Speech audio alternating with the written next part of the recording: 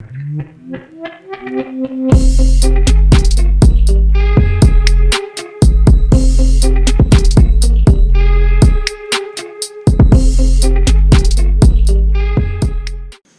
guys, I'm going to show you quick and easy how to do MC4 connectors. So when you get the MC4 connectors, they'll come like this. You've got your male end and your female end. And it's self-explanatory why they're called that. So you got your male end, your female end.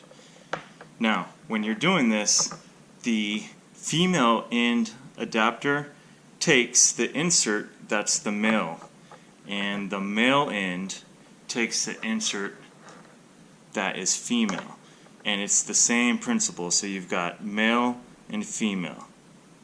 Right now what I want to do is I want to make a connection to connect to my male, which is the positive from the solar panel.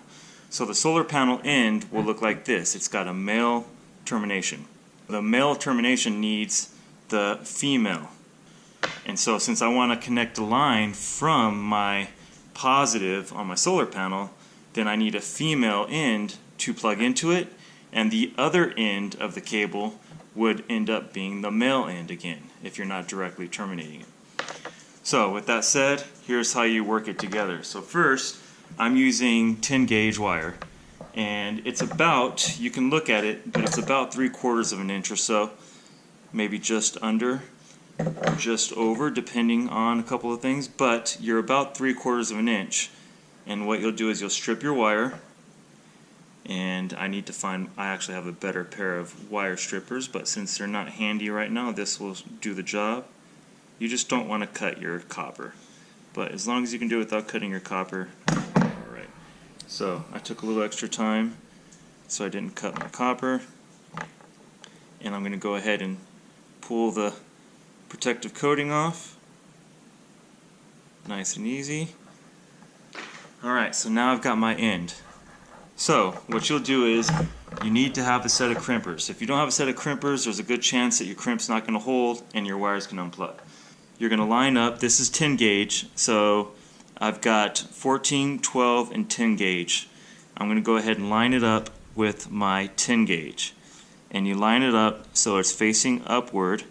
You center it in the channel and just get it ready. So now that I've got it ready, I'm going to go ahead and get my wire, insert my wire all the way in, and I take my time doing so, and then I will squeeze until it's all the way closed and release. Then you should end up having a really nice crimped wire. I can pull on this and it doesn't come off. You can see how nice the crimp is. So now that you've done that, you just have to hook up your end. To hook up the end, this is all the way loose, and you're just going to go ahead and insert in until you hear a little click. You'll feel it too, like that. Now I haven't even tightened this yet, but it doesn't want to come out. And then you'll use your tools. You can order these tools whenever you order your sets that you're going to install the ends with, but make sure you have these tools, because what they do is this plastic gives at a certain torque.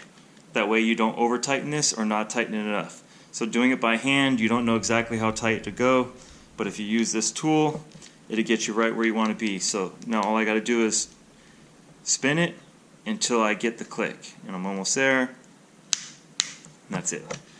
Now by doing that, I've got a nice solid connection. I can really pull on this and it doesn't go anywhere. So this one has been done, we're good to go.